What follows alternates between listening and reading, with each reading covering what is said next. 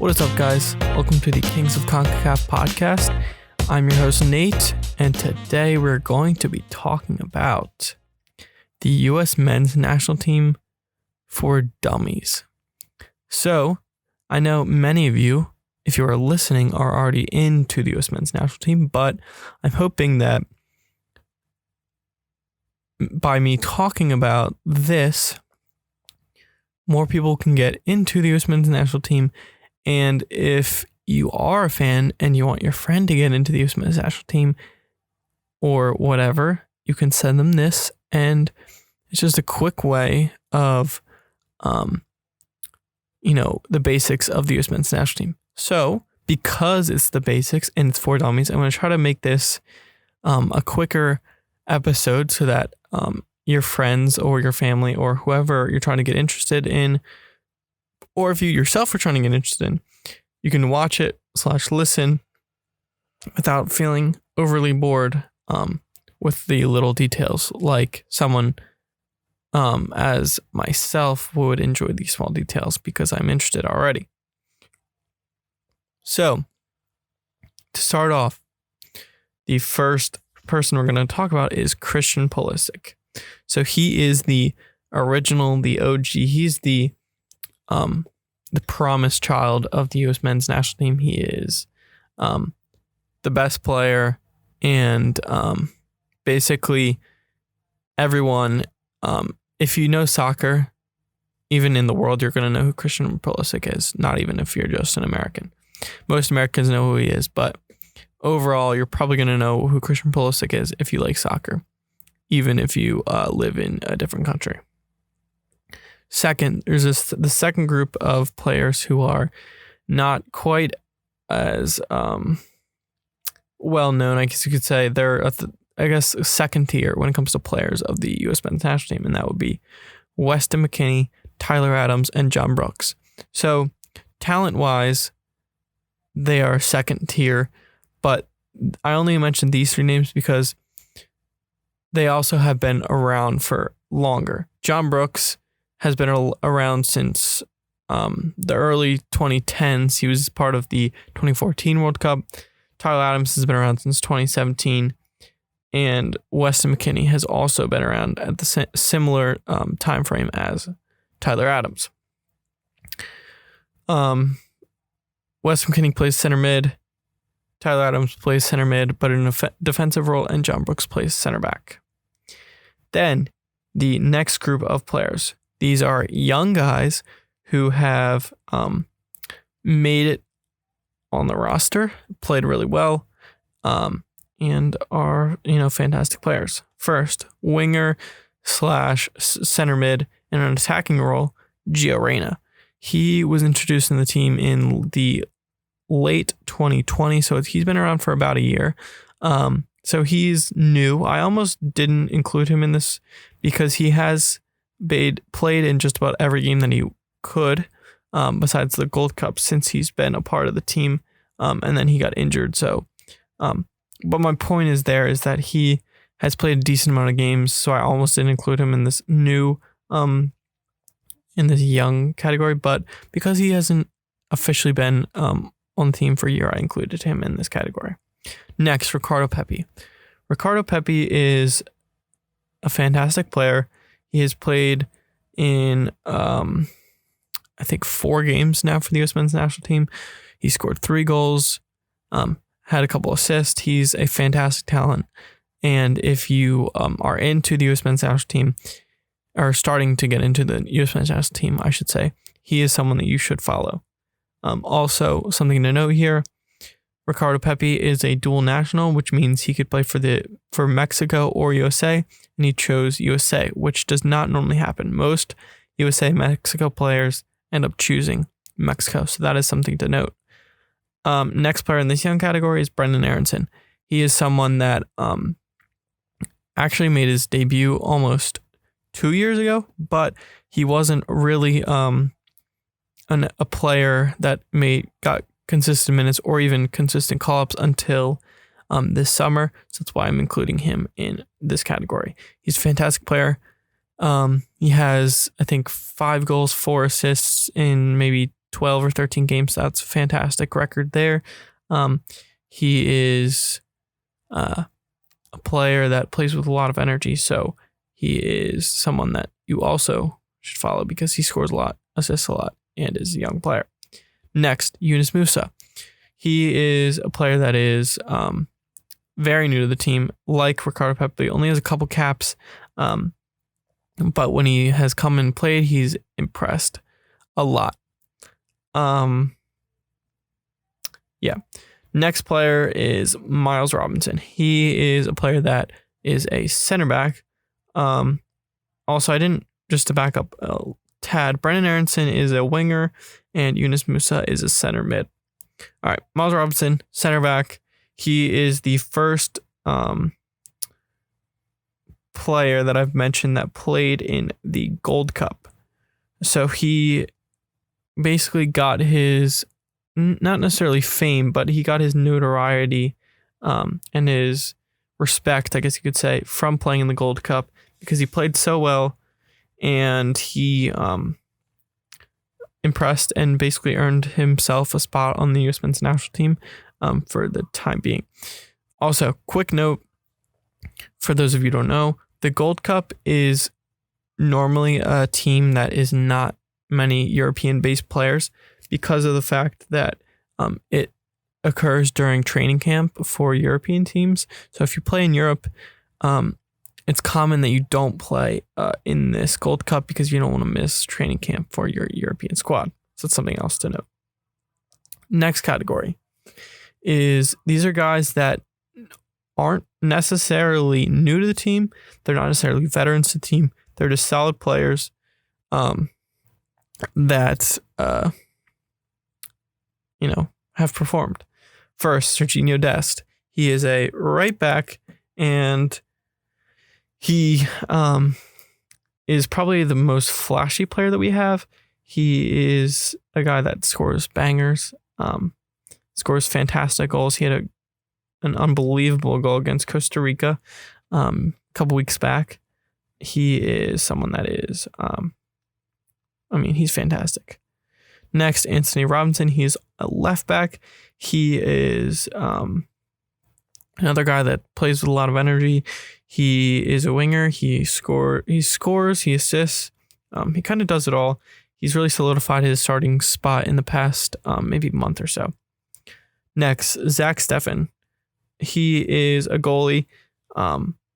I could have included him in that Weston, Tyler Adams, and John Brooks because he is pretty experienced. But the only reason I didn't was because he hasn't really gotten consistent minutes at that goalkeeper position until more recently. Next, Tim Weah. He's a winger, the son of George Weah. So if you know anything about soccer, but not necessarily the US men's national team, I'm sure you know who George Weah is. He was once the World Soccer Player of the Year, and Tim Weah, I don't think is quite as good as George Weah, but he is a very good player. And then finally, Matt Turner. Matt Turner could have been included in the young, new category, but I didn't include him because he has been part of the team for a little bit longer than those guys have, even though he not necessarily has played as much as some of those guys, but he has been kind of part of the pool for just as long, if not longer, than some of those guys. Next, these are young guys that are part of the team, but haven't quite proven themselves. They played well when they have played, but they're not quite at that level where they're consistent starters or even consistent off the consistent minutes off the bench. Sorry. First, Chris Richards. He is a guy who I believe will one day become our starting center back for the US men's national team, but he's still very young. Has only had, I think, 3 caps for the US men's national team. Also, I should back up. If you're not aware, caps means appearances. So when I say caps, that means appearances. So Chris Richards, center back, 3 appearances for the US men's national team. Then Gianluca Busio. He is a midfielder, center mid, who is a great passer. He is good at dribbling, has a great shot. Still pretty young. Played in the Gold Cup. Played well in the Gold Cup, but he still has something to prove. Next, Matthew Hoppe. He is a winger or a striker, and he was a member of the Gold Cup squad. Scored the winning goal against Jamaica, I believe it was. And he's flashy. He plays with a lot of heart. People like him a lot because he is not afraid of anyone. In the game against Mexico, he was, played with a lot of grit. Got in people's faces. We're not afraid of the Mexico-USA rivalry. He definitely embraced it. All right, moving on to the next category, Euro snobs. So, lots of people in the U.S. men's national team community call fans who just like European-based players Euro snobs. So most of the players that I have, said in the previous couple sections were mostly players that played in the European leagues. Ricardo Pepi is one that doesn't. Miles Robinson is one that doesn't.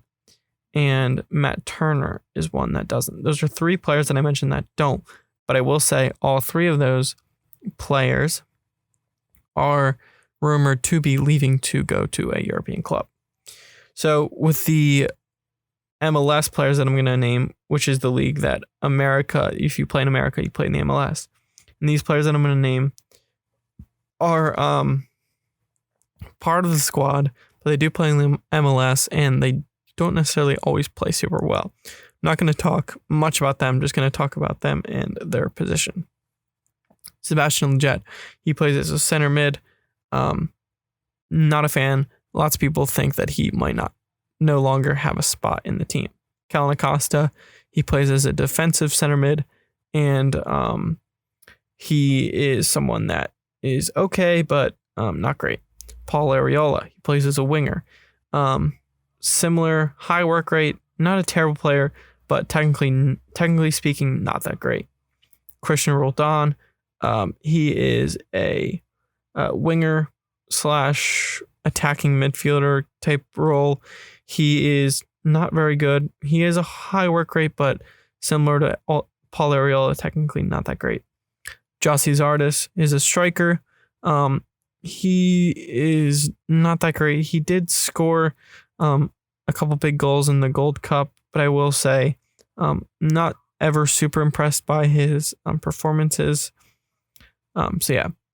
Jackson Ewell, center mid, was a pretty big part of the squad for the summer, but he hasn't been called in or played in the last two camps, so we'll see what his